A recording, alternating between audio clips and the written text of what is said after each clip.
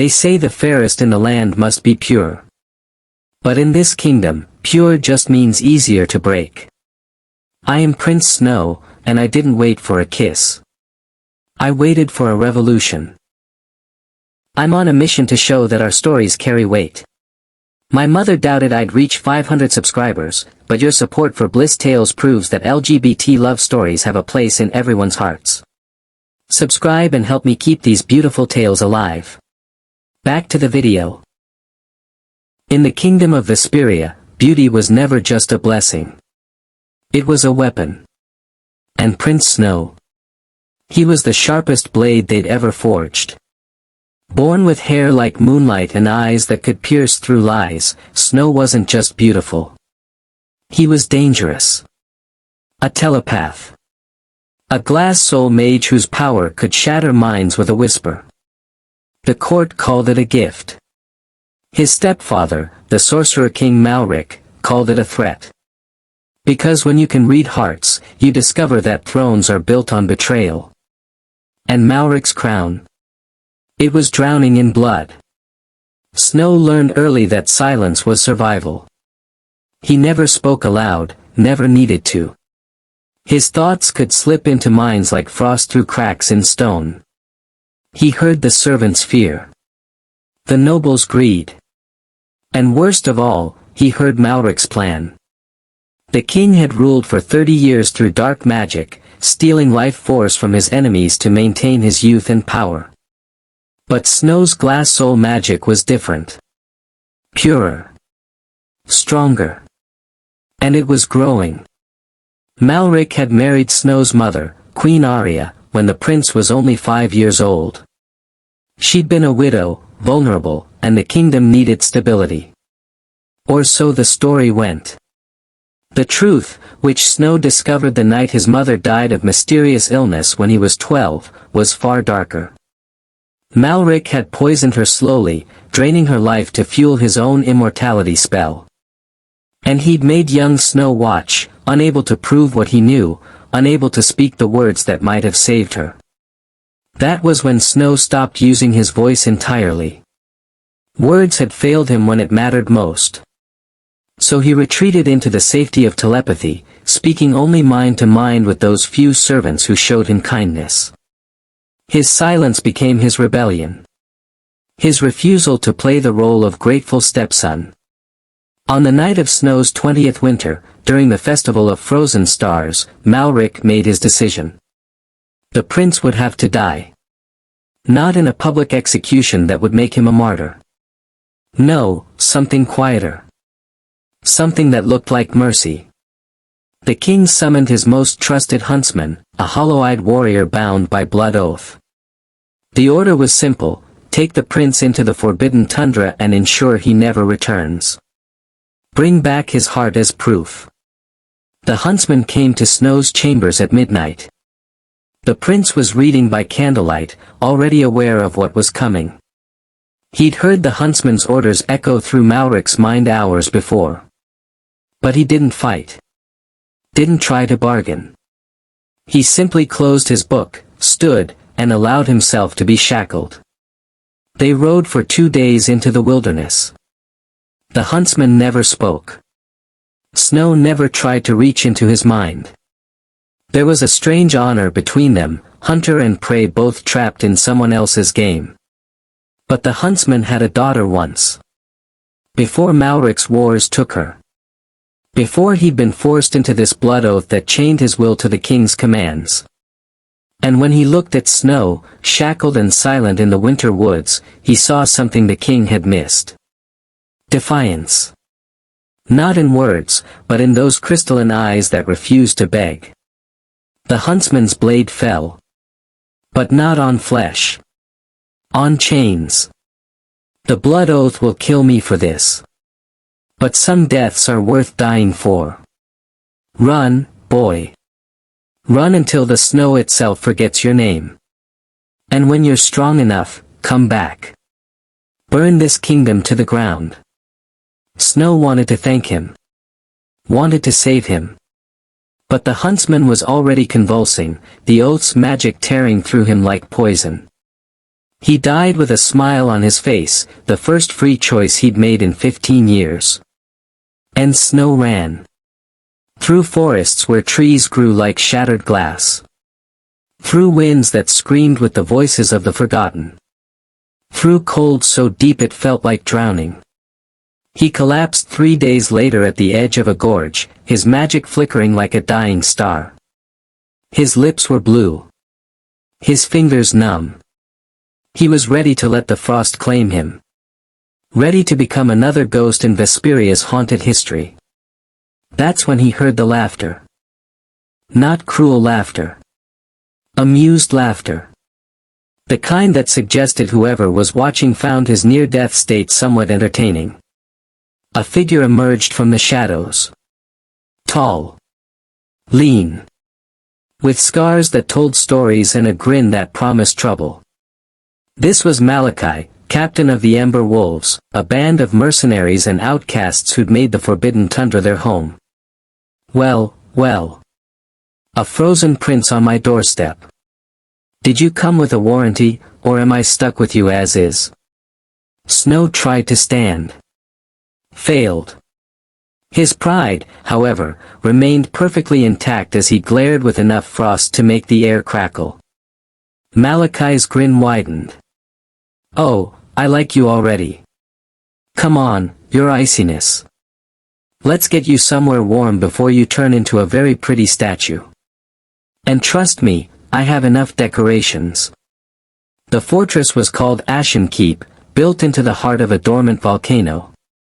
It shouldn't have existed. But here, in the lawless tundra, impossible things thrived. The Ember Wolves weren't just mercenaries. They were exiles. Rebels. People who'd survived what kingdoms tried to erase. Malachi's second-in-command was Ronen, a blacksmith with hands like hammers and a scowl that could melt steel. He'd been a palace armorer before Malric accused him of treason for refusing to forge cursed weapons. They'd burned his workshop with his apprentices still inside. Ronen had survived. His joy hadn't. Until Caelum. Caelum was a scout, quick as lightning and twice as bright. He'd been a street performer in Vesperia's capital, using sleight of hand and acrobatics to survive. When Malric's guards arrested him for mocking the crown in a street play, they'd planned to cut out his tongue. Malachi had rescued him during a supply run, and Caelum had been following Ronen around like sunshine ever since. Watching them was its own education. Ronen would be hammering at his forge, face set in concentration. Caelum would perch nearby, talking about everything and nothing, until the blacksmith's stern expression cracked into something almost soft. They moved around each other like a dance neither would admit they'd choreographed, Ronen's gruff protectiveness balanced perfectly by Caelum's fearless affection. One morning, Snow watched Caelum braid a small flower into Ronen's hair while the blacksmith pretended to be annoyed. But his hand caught Caelum's wrist gently, held it for just a moment too long, and the look that passed between them was so intimate that Snow had to look away. Then there was Lyric, the healer with flowers growing from her fingertips.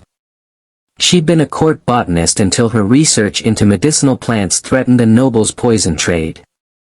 Dante, the strategist who saw 20 moves ahead, had been a military advisor before he refused an order to massacre a village.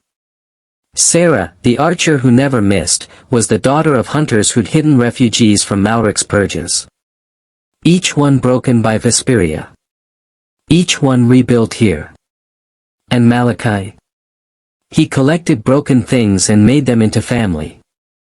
Snow recovered slowly over the following weeks, his magic stabilizing in the warmth of the fortress. But Malachi's constant presence was its own kind of challenge.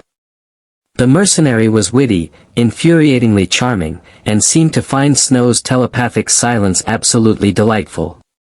You know, most people find my talking annoying. But you can't even tell me to shut up without speaking. This arrangement works beautifully for me. I can just keep going.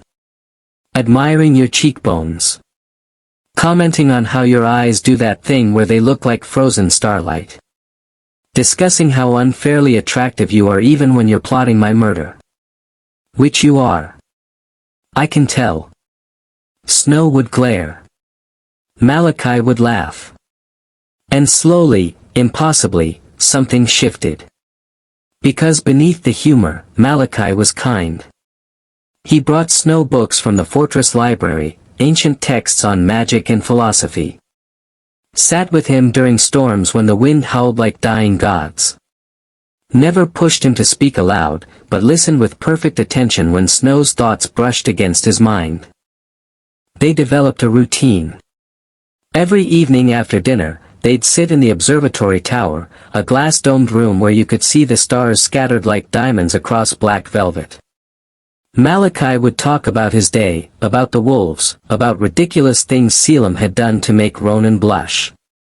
And Snow would listen, occasionally sending a telepathic comment that made Malachi's eyes light up with delight. "Tell me something true," Malachi said one night, his voice unusually quiet. "Something you've never told anyone." Snow hesitated. Then, carefully, he opened a corridor in his mind. Showed Malachi a memory of his mother, singing a lullaby in the garden. Showed him the night she died, and the terrible helplessness of knowing and being unable to save her. Showed him the moment he decided silence was safer than speech. Malachi's hand found his in the darkness.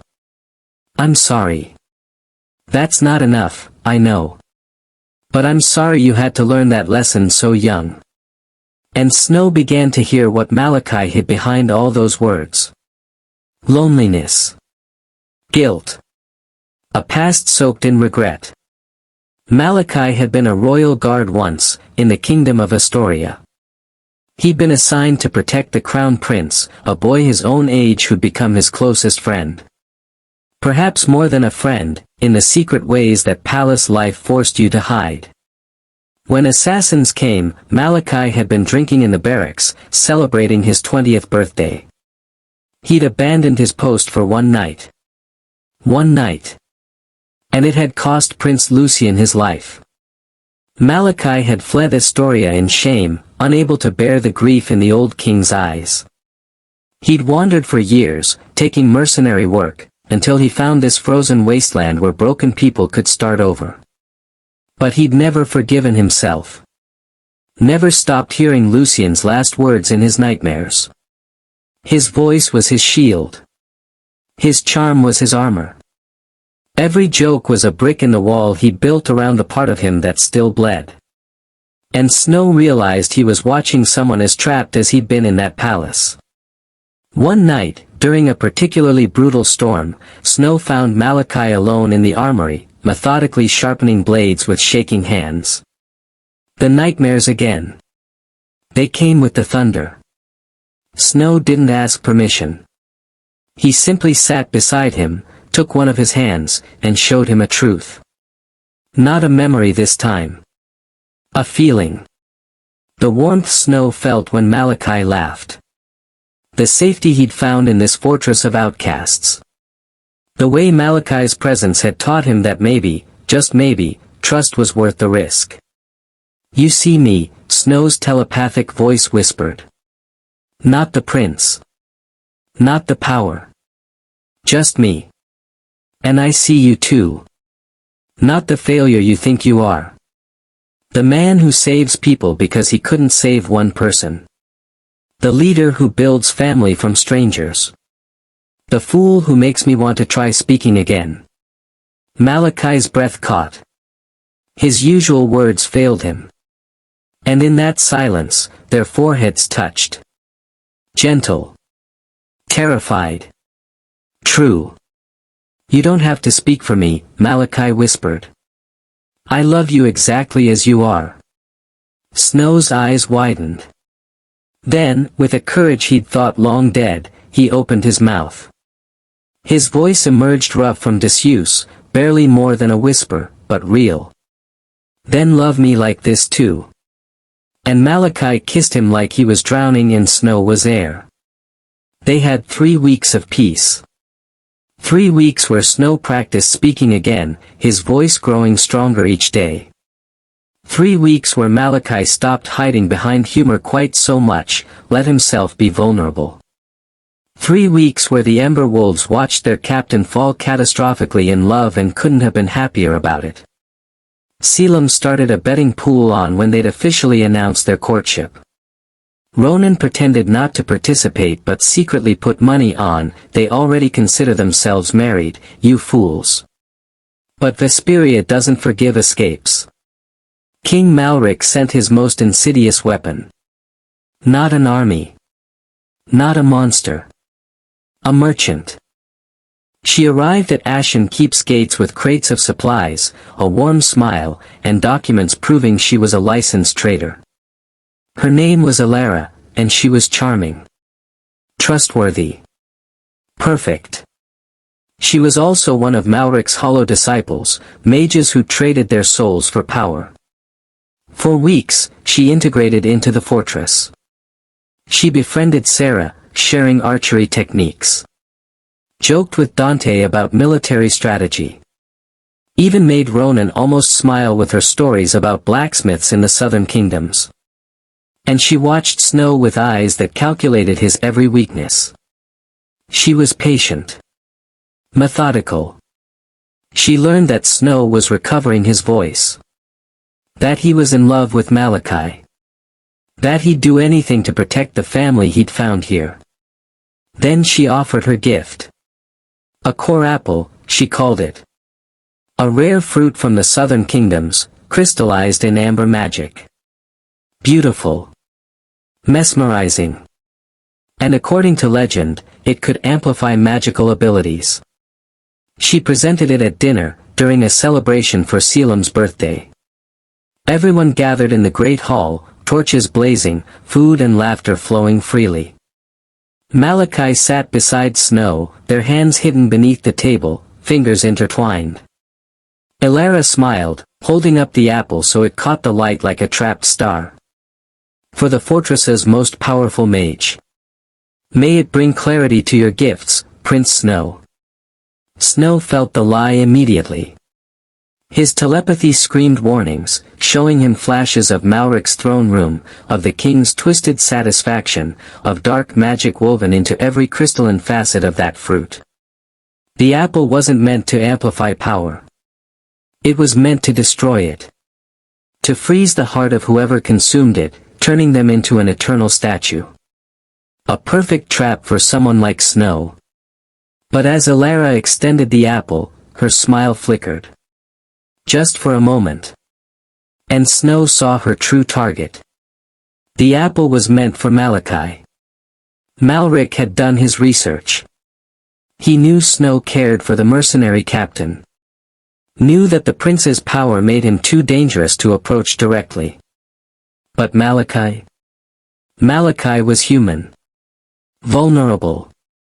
And his death would break Snow more thoroughly than any curse.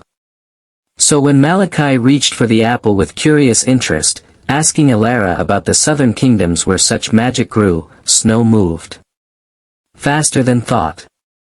He took the fruit from Elara's hand, met her shocked eyes, and bit down. The effect was instant. Frost erupted from Snow's chest, spreading like cracks in glass. His skin turned crystalline. His heartbeat slowed. The temperature in the hall plummeted as his magic went wild, freezing everything it touched. Goblets shattered. Torches extinguished. Ice crawled across the walls in fractals of blue and silver. Malachi caught him as he fell, calling his name with a desperation that shattered something in the air itself. No. No, you brilliant idiot, what did you do? Snow. Stay with me. Snow tried to speak, but ice was filling his lungs. His telepathy flickered like a candle in wind. Protecting you. Always. Remember me warm. Then his eyes closed, crystalline and still, and the warmth left his body entirely. Elara fled into the night, dropping her merchant disguise like a shed skin. Ronen pursued, rage turning his usually controlled strength into something primal, but she vanished into a portal of shadow magic before he could reach her. It didn't matter. The damage was done. Malachi carried Snow to his chambers, laid him on the bed like he was made of glass. Which, in a way, he was now. His skin had turned translucent, frozen in an expression of serene determination. Beautiful and unreachable. Lyric tried everything. Every herb, every spell, every prayer to gods who'd long since abandoned this frozen land. But the Corapple's magic was ancient. Absolute. Snow's heart was encased in ice that no fire could melt, no magic could thaw. He was locked in a state between life and death, preserved perfectly but utterly gone. The ember wolves gathered in vigil. Caelum sat with his head on Ronan's shoulder, tears streaming silently. Sarah kept watch by the door, bow at the ready, as if she could shoot death itself if it came for Snow again. Dante paced, his strategic mind trying and failing to find a solution to a problem that had no tactical answer. And Malachi didn't leave his side. Hours blurred into days.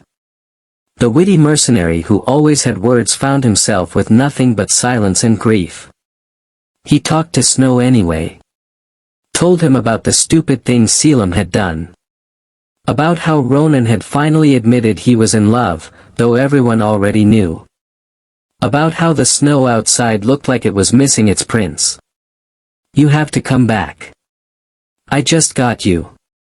I just learned what your voice sounds like when you laugh. I just started believing I deserve this. You don't get to leave now. You don't get to sacrifice yourself for me like I'm worth it. But Snow remained frozen. Silent. Gone. Dante researched frantically, tearing through every text in their library. He sent messages to scholars, witches, anyone who might know the secret to breaking ancient curses. Most didn't respond. Those who did offered only condolences. Finally, in a tome written in Old Vesperian, bound in leather that felt like human skin, Dante found the answer. He brought it to Malachi on the 7th day, his hands shaking. The eternal frost could only be broken by sacrifice. Not of life, but of self. The person who loved the frozen soul most had to give up what made them who they were. What defined them? What they used to navigate the world. For Snow, that would have been his silence, his telepathy. The things he'd hidden behind. For Malachi, it was his voice. Malachi understood immediately. The charm he'd wielded like a weapon. The humor that kept everyone at arm's length. The endless words he used to fill the silence where his grief lived. That was what the magic demanded. Ronan grabbed his shoulder when he announced his decision. You'll be defenseless. You won't be able to talk your way out of danger. Command your troops. Tell your stories. You won't be you. Malachi looked at Snow's frozen form. At the prince who'd seen through every wall he'd built. Who'd chosen to save him without hesitation. Who'd given him 3 weeks of happiness that had rewritten his understanding of what life could be. I'll still be me. Just quieter. And maybe that's who I should have been all along. Maybe I've been running from silence because I was afraid of what I'd hear in it. But Snow taught me that silence can be powerful. That you don't need words to be heard. If losing my voice means he gets his back, then it's not even a choice. The ritual required blood, moonlight, and truth. Malachi knelt beside Snow's crystalline body in the fortress courtyard as the ember wolves gathered in silent witness. The moon hung full and heavy overhead, turning the ice-covered ground into a mirror of stars. He drew a dagger across his palm, let the blood fall onto Snow's frozen lips. Each drop sizzled like water on hot stone. Then he spoke for the last time, pouring everything into words he'd never been brave enough to say before. You asked me once why I talk so much. It's because I was afraid of silence. Afraid that if I stopped performing, people would see how broken I was. How much I've failed. But you saw it anyway. And you didn't turn away. His voice cracked, but he continued. You're the bravest person I've ever met, Snow. Not because you faced death, but because you chose to feel. To trust. To love someone like me. Someone who couldn't save the last person he loved. Someone who hides behind jokes because the truth is too heavy. Tears fell onto Snow's face, melting tiny rivulets in the frost. I don't know who I'll be without my voice. I don't know if I can lead the wolves without the words to inspire them. Don't know if I'll recognize myself in the silence. But I know I want to be whoever I am beside you. So take it. Take everything. Just come back. Come back and teach me how to be brave like you. How to be silent and strong. How to be loved. He pressed his lips to Snow's frozen mouth. The kiss was desperate. Tender. Final. Light exploded from where they touched. Malakai's voice tore from his throat in ribbons of gold magic, visible and blazing, spiraling into Snow's chest like a reverse scream. The mercenary collapsed, silent, as agony ripped through him. It felt like losing a limb. Like a part of his soul was being carved out with burning knives. But the ice around Snow shattered like stars. Frost exploded outward in a wave of frozen light, then melted into warm mist. Color returned to Snow's skin. His chest rose with a gasping breath. His eyes opened, clear and alive and violet as a bruise. And with that breath came something unexpected. Something the curse hadn't anticipated. Snow's voice returned fully, stronger than before. But Malakai's sacrifice had created a resonance, a magical bond. When Malachi lost his voice, he'd given it to Snow. Not to keep, but to share. Snow sat up, looking at Malachi who knelt beside him, tears streaming down his face, mouth open in a silent sob of relief. The prince understood immediately. He cupped Malakai's face in his hands, and when he spoke, his voice carried a strange doubled quality. His own tone, but threaded with something of Malakai's warmth. You beautiful, selfless fool. You gave me everything.